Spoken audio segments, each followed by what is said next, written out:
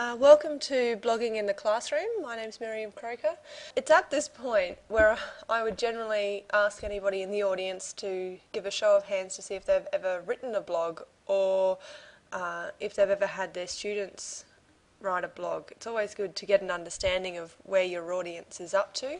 Okay, so I just also wanted to point out that blogging isn't restricted to students. It's an awesome way for teachers to communicate with what's happening in their classes.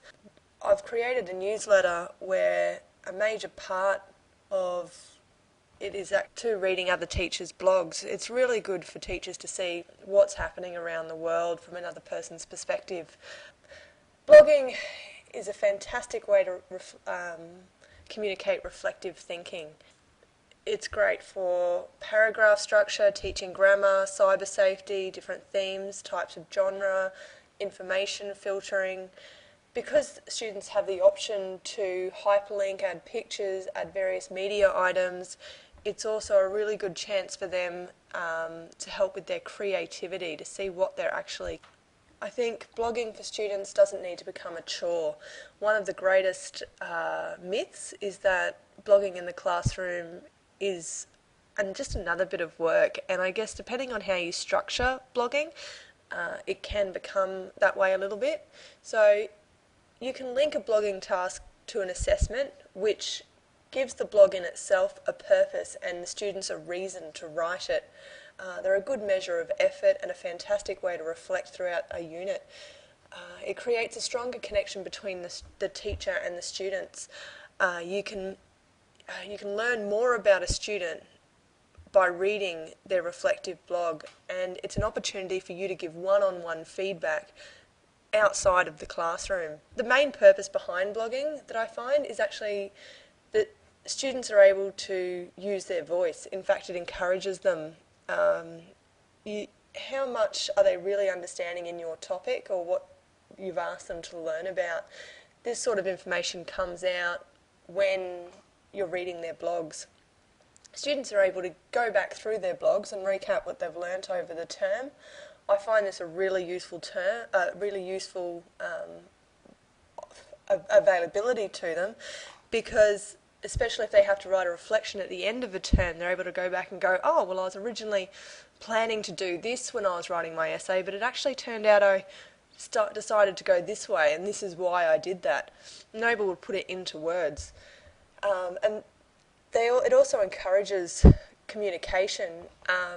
Depending on how you structure your blogs and the blogging tasks, students are able to comment on other students' blogs, and I think the peer feedback that they're given can sometimes be really more valuable than the teachers. Additional thought process behind a blog is that it's a standard essay type structure, which is fabulous, but it might not be conducive to every learning environment. And as a teacher, I know if I set the essay type structure in all of my classes on a weekly basis, my head would probably implode from the amount of marking that I would need to do.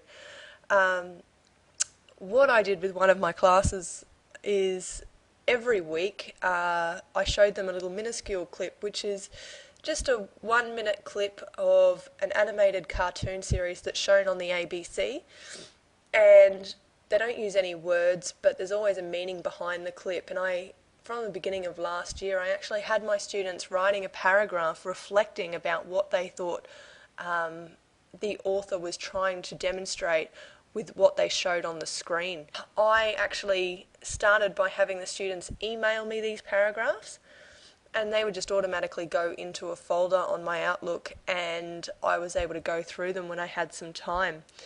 Then the learning place was upgraded, and I was able to set up a studio, and I set up a discussion board, and I was able to put the title of the minuscule up there, and the students were able to go through it, and they were able to put their thoughts there. And the best thing about this was, in some cases, I would actually direct them to go read other people's posts, and they were able to comment and ask people questions about why they thought certain things. This also opened up the opportunity of podcasting to me. Yes, a discussion board is a really great way of storing sort of micro blog entries, But one of my students came up to me last year and said, "Miss, can I record this in Audacity and post it up there as well?" And I said, "Well, I'm not going to squash that thought." So what actually happened was the students started using Audacity and using their webcams, and they started creating podcasts and vodcasts to show me their reflections. So the students would still write it out as a paragraph, and then they'd read it out so I could listen to it as an audio feed or watch it as a video. So you need to think outside the box a little bit with this one. Oral presentation doesn't need to be restricted to standing up in front of the room. Students can express themselves in a lot of different ways. So this is an example of one of the podcasts that my students came up with.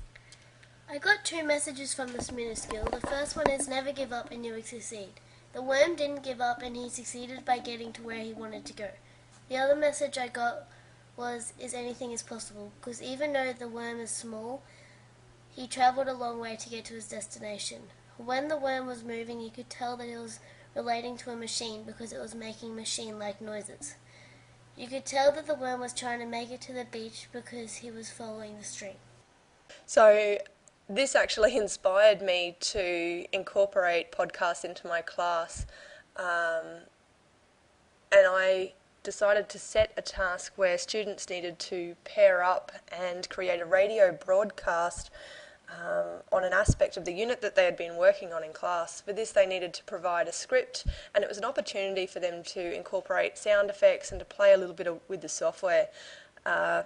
Student engagement during this exercise was just amazing. In English this year, I've decided to flip my classroom.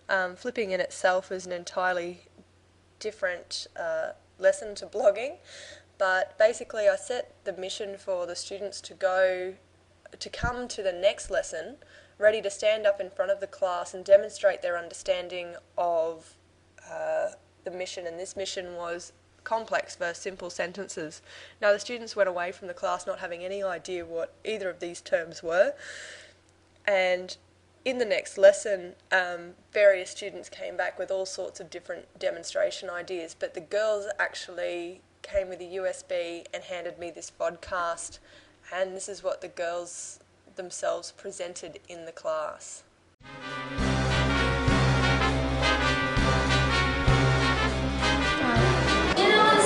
Sentences or complex sentences. Hi, this is Erin, Lisa, and Rosie, and we are here to teach you what a simple sentence and complex sentences are. A simple sentence is one expresses one main idea and a verb. In this case, Miss Croker is the main idea and rules is the verb. a complex sentence expresses one idea with supporting evidence. So Miss Croker rules would be a simple sentence with supporting evidence such as "and is the best English teacher." You can't have a complex sentence without having a simple sentence, like you can't throw a water bomb without having water in it. Some people use old, boring, simple sentences all the time. Try using a complex sentence next time you have to write something.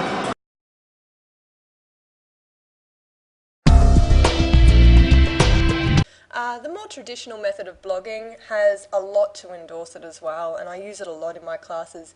It gets students writing, no matter what the topic, the layout and the guidelines that you set for your students. Blogging gets students writing and thinking, and I think, especially being an English teacher, that's one of the most important things. And it's also a way to introduce literacy into subjects like business, ICT and PE.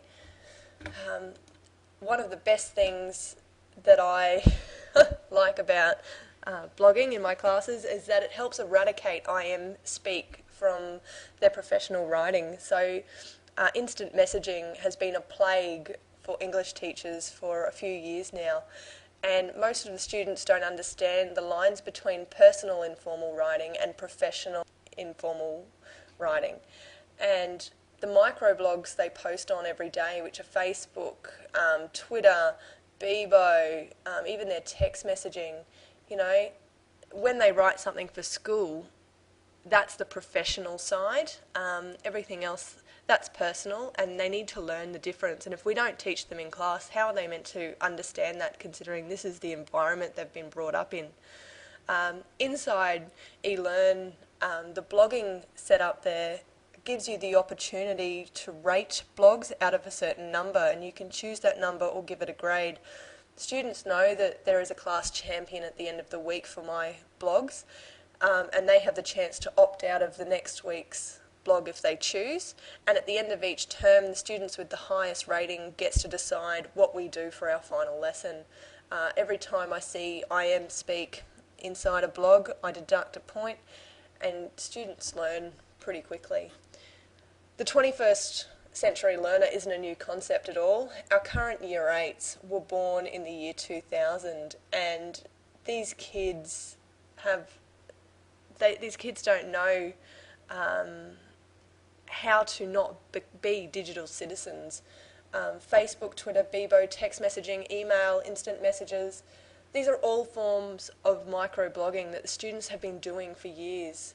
Blogging is a fantastic opportunity to teach students about being a digital citizen and the nature of the internet. When discussing blogs with students, you can delve into site statistics, keywords, tagging, how it all relates. Students come away with a powerful technical knowledge, and it gives students an authentic audience. It always impresses me to see the effort that the students go to when they know they have an authentic audience.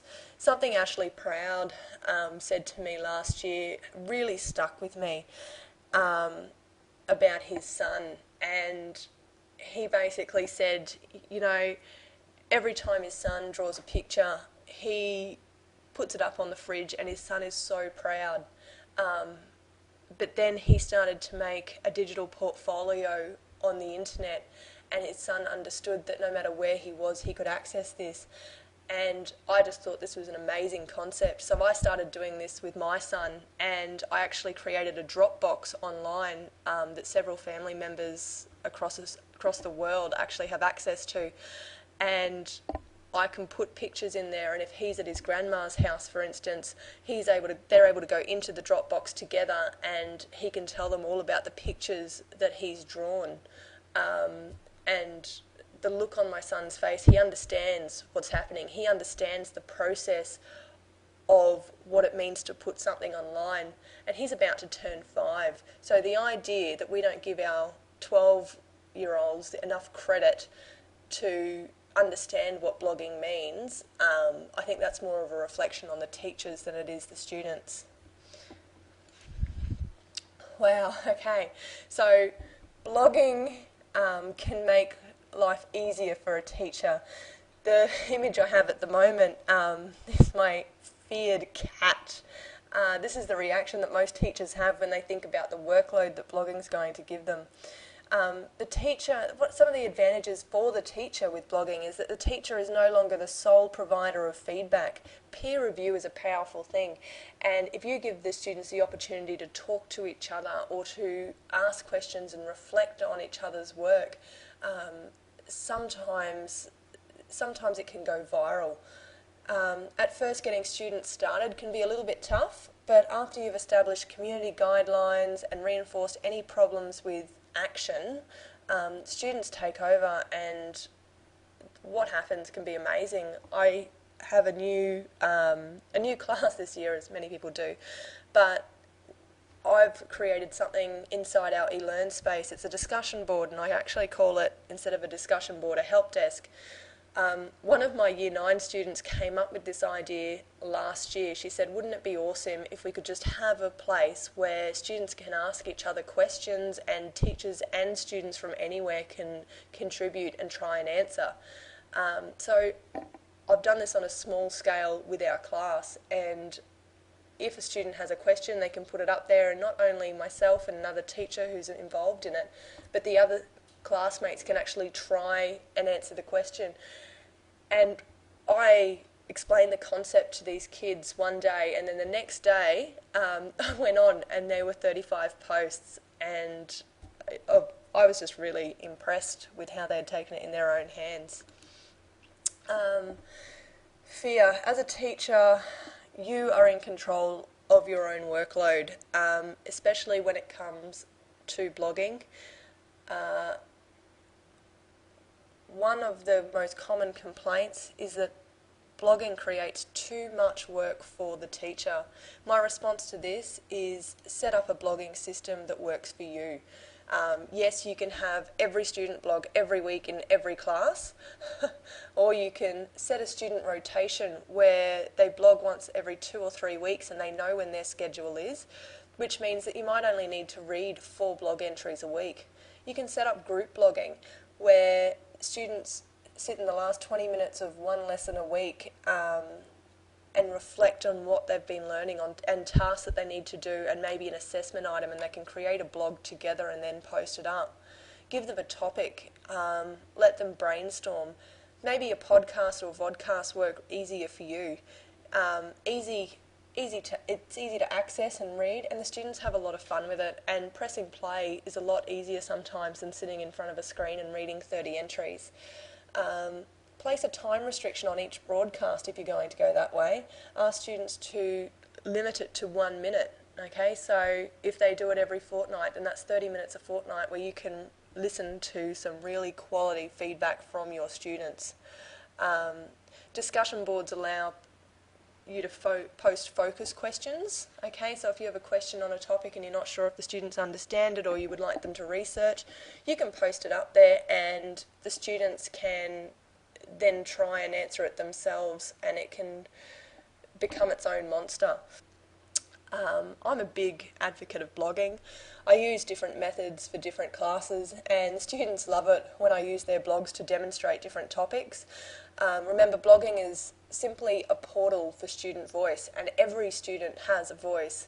So it gives you the chance as a teacher to listen to what a student is thinking without maybe having that one-on-one conversation in person. And sometimes students respond a lot better to feedback through text, to know that you actually went to the effort in your own time to read their entry and that you've given it some sort of priority in your life actually means a lot to students. Look for inspiration, not only for yourselves, not only for your students, but for yourselves. Students, they should read other blogs from students for inspiration. You do need to be careful and to make sure that they know not to copy with this, but it's a great chance to explain copyright and ownership.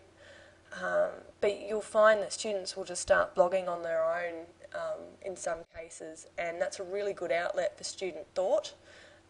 And it sometimes might also flag things that you might not be aware of. But I also encourage you as teachers to lead by example. Maybe start blogging about things in your room, maybe start blogging about the idea that you're thinking about blogging. It doesn't need to be an essay. In fact, blogs are generally quite good when they are not in essay format. But I look forward to reading what some of you come up with.